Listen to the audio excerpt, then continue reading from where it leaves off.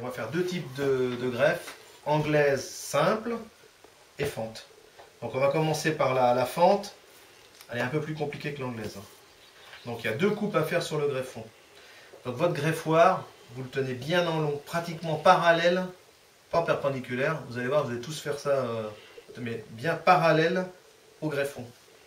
Comme si là, si c'était un emporte-pièce, j'aurais plus qu'à appuyer, vous voyez, la coupe elle serait faite, quoi. Voilà, alors bien parallèle, à peu près, vous attaquez la coupe au milieu du greffoir, comme ça. Et vous tirez. Voilà, et ça doit faire une coupe bien plate. Vous le tournez, alors vous avez un petit repère avec votre doigt pour être sûr que vous êtes bien en dessous, comme ça. Et vous refaites la deuxième coupe, en biseautant un petit peu, voilà. Puis votre greffon il est fait. Alors il faut qu'il soit un peu plus épais d'un côté que de l'autre, vous allez comprendre pourquoi tout à l'heure. Voilà. Par contre c'est simple. Là vous fondez, quand les racines ne sont pas très grosses comme ça, vous pouvez fondre en plein milieu. Donc vous y allez tout doucement parce que des fois ça va un peu plus vite, donc vous y allez tout doucement. Et vous mettez le greffon. En mettant bien bord à bord la peau, enfin l'écorce du greffon avec l'écorce de la racine. Que ce soit bien bord à bord, hein, que les cellules communiquent bien. Voilà. Et en fait, si on est un peu plus à l'étroit derrière, c'est parce que quand on va refermer la greffe, ça va légèrement se refermer derrière. Voilà. Et puis après, ligature. Ça, je vous le ferai voir plusieurs fois. Et en gros, voilà. Vous tournez, vous faites 3 tours, 4 tours, comme ça. Et puis vous gardez le dernier pour faire le nœud.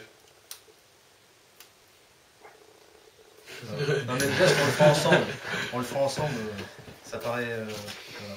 Alors maintenant, anglaise simple. Donc là, on fait une seule coupe. Voilà. Bon, le greffon, le porte-greffe, il n'est pas de super qualité. Là, mais... Et puis on va essayer de faire une coupe aussi longue. Voilà.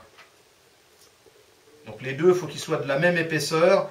Il faut que ça colle normalement sur les deux côtés. Mais c'est pas obligatoire. Si ça colle bien sur un côté, vous voyez que voilà, vous arrangez pour que ça colle bien sur un côté. Et puis toujours la même chose.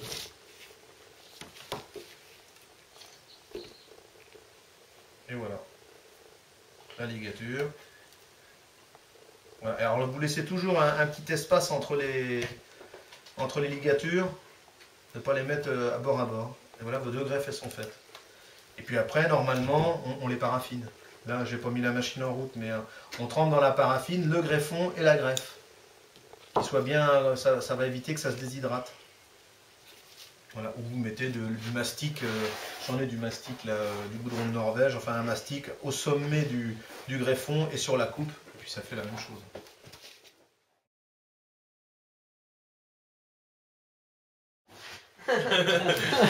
Ouais, c'est bon ça. Et je commence. Non, mais la greffe, elle est devant toi. La greffe, elle est devant toi et tu le mets sur le côté de la greffe. Je le mets à plat, regarde, comme ça. Ta greffe, elle est devant toi et ton index, il est sur le sommet. Voilà. Et tu saucissonnes, tu commences du haut vers le bas. Et en tirant. Hein. Voilà. Tu me fais des petits trucs bien réguliers. Stop. Voilà, c'est bon. Parce qu'il faut que tu t'en gardes un peu pour la suite. Après, on en est là. Après, tu prends ça, tu tires un peu dessus, tu le prends au bras comme ça, tu tires dessus.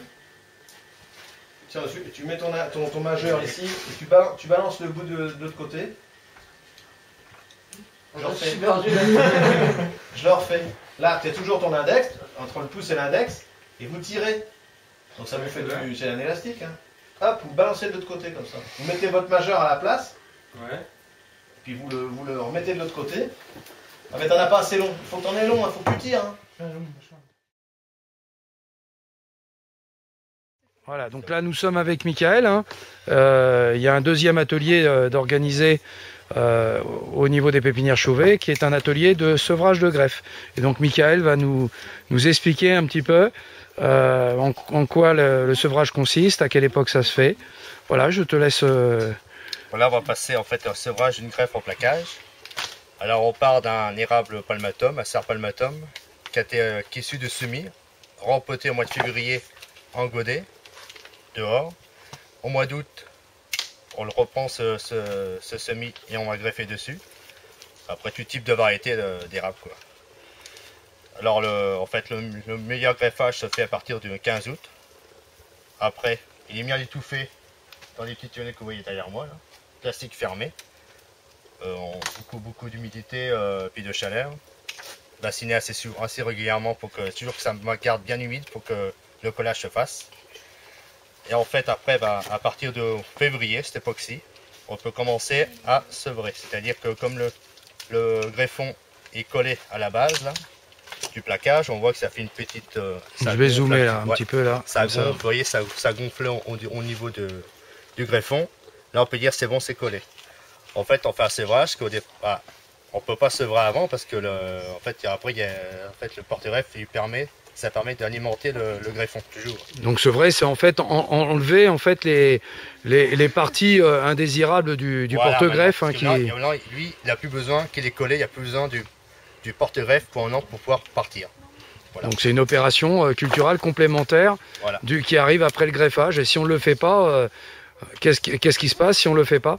Ça risque en fait le greffon il va mal démarrer. Et puis ça risque de perdre de la vigueur en fait. Vigueur, quoi, voilà. Donc là les élèves, un atelier greffe et l'autre atelier sevrage. Hop, on coupe bien à la base.